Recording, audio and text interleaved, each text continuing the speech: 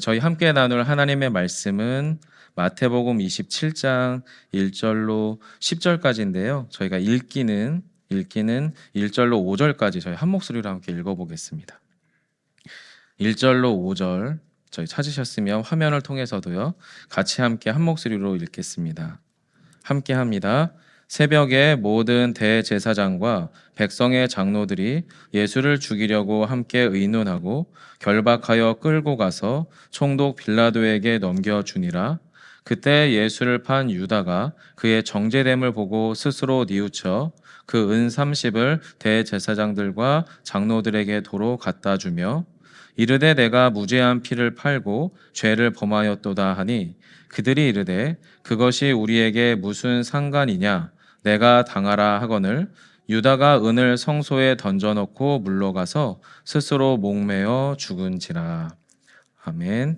아멘하기 좀 어려운 결론인데,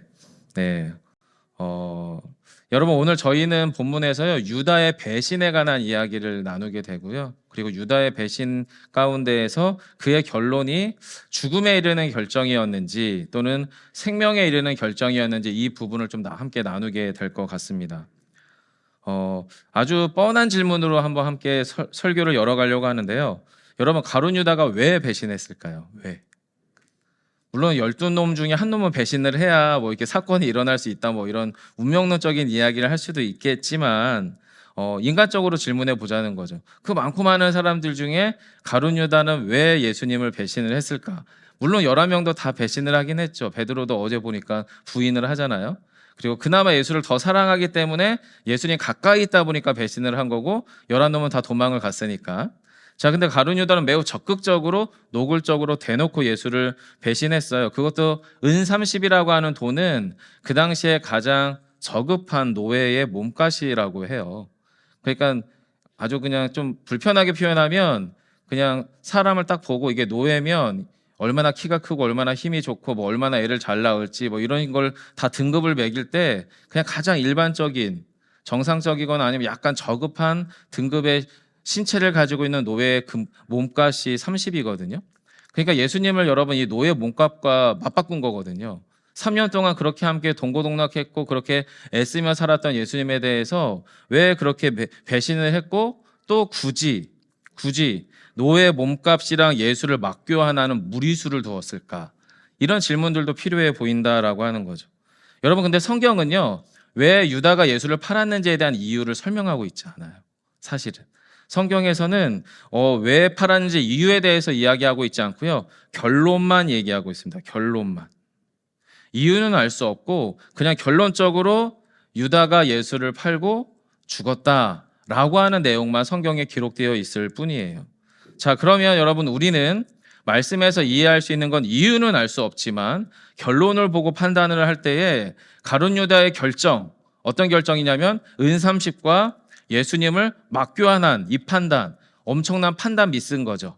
어느 정도의 판단 미스냐면 이 자기 결정이 자신을 죽음에 이르게 할 정도의 판단 미스였다는 것은 너무 확실한 본문의 사건인 것 같아요. 그래서 여러분 저희는 거기서부터 출발하려고 합니다. 오늘 말씀 가운데 한 가지 결론을 가지고 돌아가시면 좋겠는데요. 이런 겁니다. 자기 오름이라고 하는 함정에 빠진 모든 사람, 모든 존재는 반드시 자기 파괴적인 결정을 하게 되더라라고 하는 결론을 함께 살펴보려고 해요. 이 결론을 가지고 본문을 읽어나가다 보니까 가룟 유다는 고작, 물론 은 30이 큰 돈인지는 잘 모르겠지만 고작 은 30에 자기를 파괴하는 결정을 하고 말았습니다. 뿐만 아니라 이 본문에 침묵하고 있는 것처럼 은밀하게 숨어있긴 하지만 대제사장과 장로들 역시도 예수를 잡아 죽이는 사람들이잖아요. 예수를 잡아 죽임으로 결국에 조국 이스라엘을 파멸시키는 결론을 누가 맺었냐면 대제사장과 장로들도 맺었어요. 결국에 여러분 가룟 유다도 그렇고 대제사장과 장로들도 그렇고 자기 확신, 자기 오름 가운데에서 최종적인 어떤 결정을 했는데 이것이 결국에는 생명에 이르는 결정이 아니라 죽음에 이르는 결정이 되었다는 게 본문의 결론이더라라는 거죠. 그럼 우리의 인생들 가운데에서도 우리가 확인해 볼 필요가 있는 거죠. 이것이 너무 옳아요. 너무 당연해요. 마땅히 그렇게 해야 돼요. 이 결정이 과연 함께 생명으로 이르는 결정인지 죽음으로 이르는 결정인지 우리 인생 가운데는 두 가지 답밖에 없더라라고 하는 거죠. 우리의 선택에 대한 결정에 대해서요. 자, 여러분, 그래서 봤더니 가룟 유다가 그러면 그토록 확인하고 싶었던 자기 오름의 확신은 뭐냐? 이거 같아요. 예수는 더 이상 메시아가 아니다. 적어도 내게는 이제 예수는 더 이상 메시아가 아니야. 오히려 나한테는 눈앞에 있는 손 안에 있는 은 30이 더 오라. 예수보다 더 가치 있어. 이것이 어찌됐든 유다가 내린 결론이더라라는 거죠. 그렇지 않으면 은 30과 예수를 맞바꿀 필요가 없는 거거든요. 사람들은 침묵하고 있지만 은 30이 눈앞에 있고 눈앞에 예수가 있는데 30을 받고 예수를 버렸다라고 하는 것은 손 안에 있는 은 30이 눈앞에 있는 예수보다 더 가치가 있고 옳다라고 하는 판단이 자기 안에 있었기 때문에 내릴 수 있는 선택이었잖아요. 여러분, 사실은 유다는요, 우리가 뭐라고 할 수 있는 사람은 아니에요. 의지가 엄청 강한 사람이죠. 의지가 엄청 강한 사람이고요. 마음먹은 대로 할 수 있는 사람이에요. 의지 박약이 아니었었다는 거예요. 3년 내내 예수를 아주 면밀하게 관찰하고 따르던 제자였고요. 매우 신실하게 특별히 여러 자료들을 보게 되면은 재정 담당이었다라고 이야기하더라고요. 아주 꼼꼼한 사람이었고 분명한 사람이었을 거예요. 심지어 투명하기까지 했을 겁니다. 그런데 그런 사람이 지금 이것을 막교환함으로 말미암아 그의 인생에 찾아온 결론은 무엇이냐면 자기 파괴, 자멸이었습니다. 여러분, 본문 3절로 5절인데요. 천천히 한번 읽어볼게요. 함께 읽습니다. 시작. 그때 예수를 판 유다가 그의 정죄됨을 보고 스스로 뉘우쳐 그 은 30을 대제사장들과 도로 갖다 주며 이르되 내가 무죄한 피를 팔고 죄를 범하였도다 하니 그들이 이르되 그것이 우리에게 무슨 상관이냐? 내가 당하라 하거늘 유다가 은을 성소에 던져넣고 물러가서 스스로 목매어 죽은지라. 자기가 옳다고 확신한 결정에 의한 결과는 자신을 파괴하는 파괴였고 자멸이었어요. 알고 결정한 건 아닙니다, 여러분. 모든 사람들이요, 자기를 망가뜨리는 결정을 알고 하시는 분은 아무도 없습니다. 알고 하는 분은 없습니다. 적어도 알고 하진 않고 자신의 뇌가 속을 수는 있습니다. 아, 이거 괜찮을 거야. 누가 보면 옆에서는 분명히 망가지는 결정인데 결국에 그렇게 자기 파괴의 결정대로 가더라라고 하는 거죠. 여러분, 예수가 메시아가 아니라고 가룟 유다가 스스로 결정하기 시작하면서 심각한 함정에 빠지고 말았죠. 그게 앞에서 말씀드린 것처럼 은 30과 예수를 맞교환하기 시작을 한 거예요. 여러분, 은 30이 유다가 정말 매우 계산적이고 꼼꼼하고 투철하고 투명한 사람인데 맞게 매긴 몸값이실까요? 정당한 예수에 대한 몸값일까요? 그렇지 않아 보이잖아요. 앞에서 말씀드렸잖아요. 가장 저급한 노예의 몸값이었다고. 그럼 여러분, 예수님을 은 30과 맞교환했다는 것은 어떤 전제냐면 가룟 유다가 이 결정을 할 때 매우 충동적이거나 어떤 기분이 상해서 매우 충동적이거나 아니면 매우 의지적인 결정이었다는 걸 의미합니다. 3년 내내 따르던 예수고요. 수많은 예수의 증거들을 봤어요. 메시아가 맞다라고 하는 수많은 증거를 뒤로 한 채 예수를 은 30에 팔려면 매우 충동적이거나 아니면 매우 의지적인 결정이었다는 거죠. 오히려 계산이 빠른 놈이라면 예수의 몸값을 절하면 100배에서 1000배, 심지어는 10,000배 정도 불렀을 거예요. 어떤 예수인데 은 30에 팔아요? 그렇잖아요. 근데 여러분, 지금 유다는 그런 결정이 아니에요. 한낱 은 30에 예수를 팔아버림으로 그가 했던 결정이 매우 감정적이거나 아니면 매우 의도적인 결정이라고 하는 것을 보여줍니다. 그럼 여러분, 무엇을 입증하고 싶었던 걸까요? 무엇을 의도한 걸까요? 나는 맞고 예수는 틀리다. 예수는 메시아가 아닌 게 확실하다 라고 하는 자기 확신을 입증하고 싶었던 것 같아요. 여러분, 메시아라고 확신했던 예수를 은 30에 배신하고 팔아버리는 이 유다의 결정에는 예수에 대한 매우 모욕적인 메시지가 담긴 선택입니다. 매우 모욕적인 메시지죠. 그만큼 자신이 옳다라고 확인받고 싶었던 것 같습니다. 하지만 예수가 자신의 손에 팔려나가고 정작 매우 불법적인 재판으로 대제사장과 장로들이 예수를 살해하기 시작하는 살해 모의를 하는 것을 보면서 유다 안에 엄청난 갈등과 혼란과 후회가 밀려오기 시작을 한 것 같아요. 저질러 놓고 보니 아닌 거죠. 여러분, 유다의 내면이 이러지 않았을까라고 싶습니다. 제가 한번 정리해 봤는데요. 이런 마음이었을 것 같아요. 예수를 정작 팔아버리고 나서 보니, 오 하나님, 도대체 제가 무슨 짓을 벌인 거죠? 왜 예수가 메시아가 아니라고 저는 확신했을까요? 예수가 메시아라고 하는 수많은 증거를 제가 직접 보기도 하고 직접 손으로 만지기도 하고 듣고 경험해 놓고도 왜 저는 예수가 가짜 메시아라고 확신했을까요? 제가 예수가 가짜 메시아라고 확신했던 증거는 도대체 무엇인가요? 유일한 사실은 예수가 제가 원하는 종류의 모습은 아니었다라고 하는 겁니다. 내가 원하는 방식의 메시아가 아니라는 사실입니다. 오 주님, 이 부당한 불법 재판과 정죄는 결국에 나 때문에 일어난 일입니다. 도대체 이 엄청난 죄악 속에서 저는 어디에 가고 어떻게 살아갈 수 있을까요? 이게 여러분, 유다가 결국엔 저질러 놓고 봤더니 찾아온 또 다른 현실인 거예요. 성도 여러분, 다시 한번 질문해 보겠습니다. 가룟 유다가 예수는 메시아가 아니야 라고 하면 메시아가 아닌 건가요? 그리고 가룟 유다가 예수는 메시아야 라고 하면 메시아가 되는 건가요? 여러분, 제가 지구는 멈춰라 라고 하면 지구가 멈출까요? 라고 하는 것과 같은 질문이라는 겁니다. 유다가 어떻게 판단을 하든 상관없이 예수는 메시아셨던 거예요. 성경이 약속했고 예언했던 바로 그 하나님의 아들이셨던 거죠. 그런데 인간은 어떤 함정에 빠지냐면 내가 스스로 그 정보를 받아들이고 그 정보에 대한 판단을 가지고 우리가 결정할 수 있는 것과 결정하지 못하는 것을 혼동하기 시작을 합니다. 우리는 오늘 아침에 무엇을 먹을지는 결정할 수 있습니다. 내가 어떤 배우자와 결혼할지는 결정할 수 있습니다. 내가 어느 집에 살고 어떤 차를 끌고 다닐지는 제가 결정할 수 있지만 지구가 멈추는 것과 달이 멈추는 것과 예수가 메시아가 되고 안 되고는 제가 결정할 수 있는 부분이 아니더라라고 하는 겁니다. 결국에 여러분, 가룟 유다는요, 자기 오름의 함정 가운데에서 예수를 잡아 죽이는 줄 알았는데 자신을 잡아 죽이고 말았던 거죠. 자기를 파괴하는 결정 가운데 빠지게 됩니다. 그래서 너무 힘들었어요. 너무 힘든 거예요. 미쳐버릴 것 같아요. 그래서 은산십을 손에 들고 다시 이제 대제사장과 장로들을 찾아가요. 그리고 이걸 그들에게 보여주면서 돌려줄 테니 예수를 풀어달라고. 여러분, 이제 그 은산십은 은산십이 아니죠. 그건 이제 몸값이 올랐습니다. 100배, 1000배, 10,000배를 줘도 그 예수를 돌려줄까 말까입니다.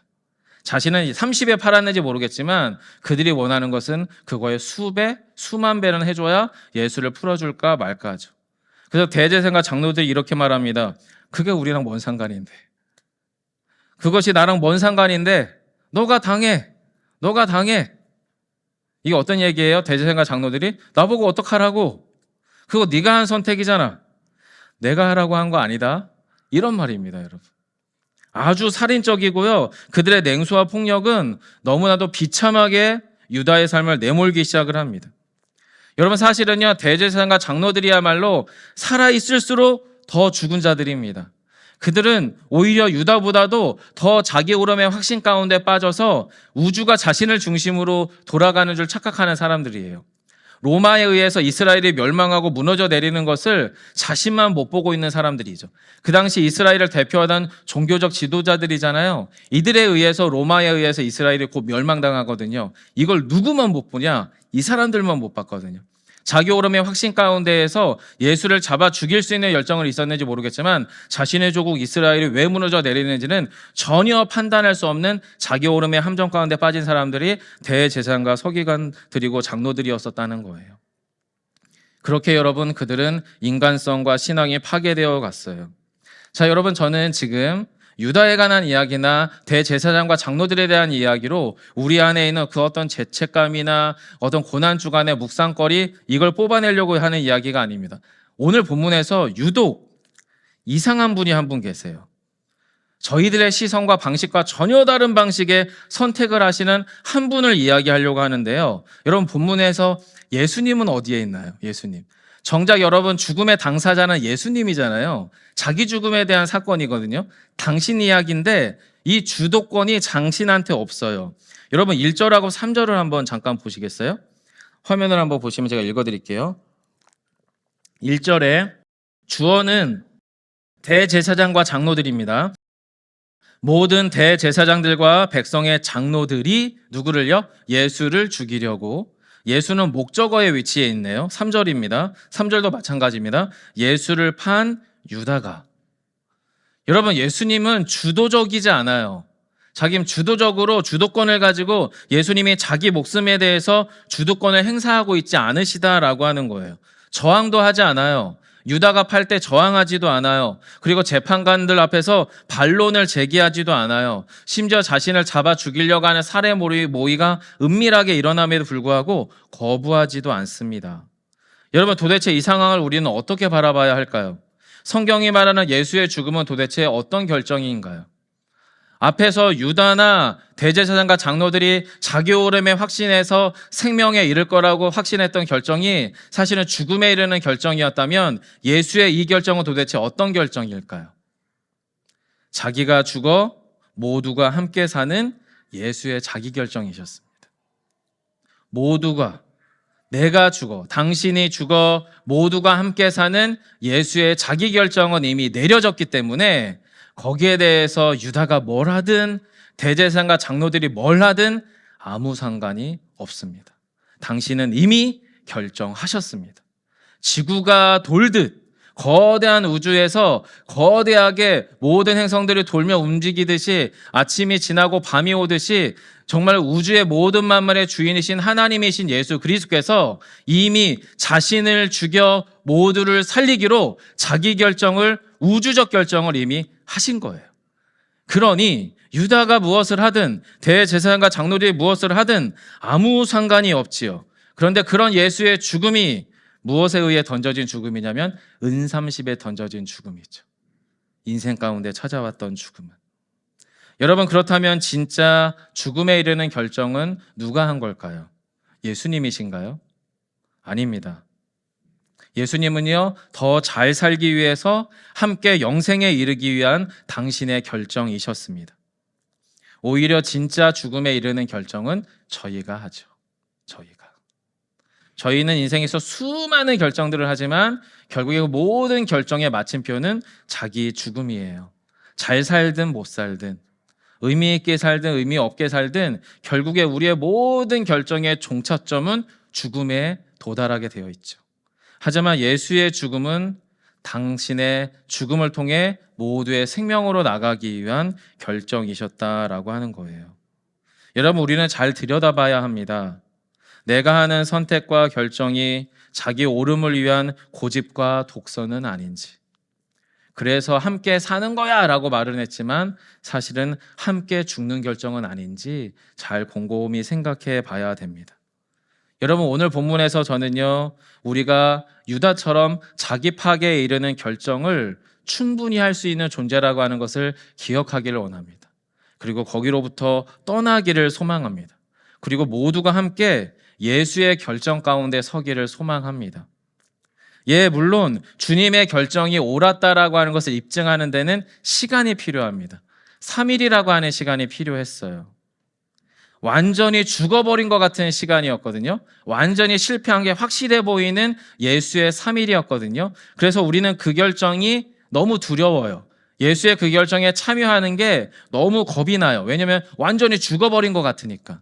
하지만 그 3일의 시간이 필요해요. 왜냐하면 완전한 부활에 이르기 위해서는 완전한 죽음이 필요하거든요. 우리가 그것을 어떻게 알아요? 나무를 보면 압니다. 꽃을 보면 압니다. 복중에 있는 생명을 보면 압니다. 저희 앞에도 지금 백일홍이 하나 있잖아요. 이사 왔더니 어느 집사님이 그러시더라고요. 진통이 좀 있을 거라고, 몸살이. 그런데 여름에 꽃을 피는 거 보면 잘 살아남은 걸 우리가 알게 될 거라고. 꽃만 그런가요? 나무만 그런가요? 생명도 그래요. 뱃속에 있는 아이가 엄마 뱃속에 있을 때 가장 안전하죠. 그런데 여러분, 때가 되면 나와야 돼요. 안 그러면 둘 다 위험하거든요. 뱃속에서 안전하게 살아있지만 잘 나와야 그 아이도 살고 엄마도 살아요. 근데 엄마가 그 아이를 세상에 내놓기 위해서는 목숨을 걸어야 되잖아요. 여러분, 이 3일이라고 하는 시간은 우리의 삶의 결정에서도 수없이 반복되는 영적인 생명의 비밀입니다. 내가 죽어 누군가를 살릴 수 있는 결정은 예수를 닮아 있다는 것을 기억해 주십시오. 유다의 결정이 가지고 있는 함정을 기억해 주시기를 바랍니다. 우리의 이 새벽 시간 역시 그러합니다. 여러분, 저는 우리 예수 비봉교회 공동체가 이렇게 함께 모일 수 있는 시간대가 어느 시간인지를 좀 가늠해 볼 필요가 사실 있어요. 저희는 대부분의 향남교에 거주하시기 때문에 향남 지역에 새벽 시간에 이동이 용이한지 저녁 시간에 이동이 용이한지 이런 것들을 조금 가늠을 해야 저희도 나중에 사경회 같은 거 해야 될 거 아니에요. 계속 저랑 마태 목사님이 설교하시면 여러분 재미없으시잖아요. 그래서 유명하신 분들 좀 부르고 또 마태 목사님 인맥이 더 엄청 나시더라고요. 그래서 깜짝 놀랄 분들도 알고 계셔가지고 그런 분들 부르려면 여러분 우리가 새벽에 모이는 게 좋은지 저녁에 모이는 게 좋은지 이런 것도 좀 행정적으로 판단을 좀 해야 돼서 겸사겸사 여러분 저희가 좀 현장에서 새벽 기도를 하고 있는 건데 여러분 우리의 이 새벽 시간도 그렇거든요. 이 일주일 동안의 특별 새벽 기도 시간을 좀 잘 통과하셔서 정말로 이 3일의 시간에 담금질을 하듯이 그렇게 담금질을 했으면 좋겠어요. 그래서 이 공간 안에서 우리가 이것을 경험했으면 좋겠어요. 공간만 잘 마련된 게 아니라 예수 비봉교회라고 하는 공동체가 영적으로 이렇게 출생했구나, 이렇게 태어났구나. 그래서 정말 우리가 예수의 몸으로 이렇게 함께 지어져 가는 거구나. 이것에 대한 깊은 영적인 묵상과 발견과 경험, 누림, 이것들이 이 새벽 시간을 통해서 특별히 일주일의 시간을 통해서 우리 안에서 기도하면서 잘 담금질 됐으면 좋겠어요. 그래서 우리가 정말로 따뜻하고 행복한 예수 비봉교회가 어떻게 형성되어 가는지를 그렇게 우리가 기도로 준비하시는 저와 여러분 되시기를 간절히 소망하고요. 예수의 죽음을 통과한 진짜 생명, 진짜 소망, 진짜 교회, 진짜 신앙의 자리에 모두가 서시기를 간절히 축원합니다.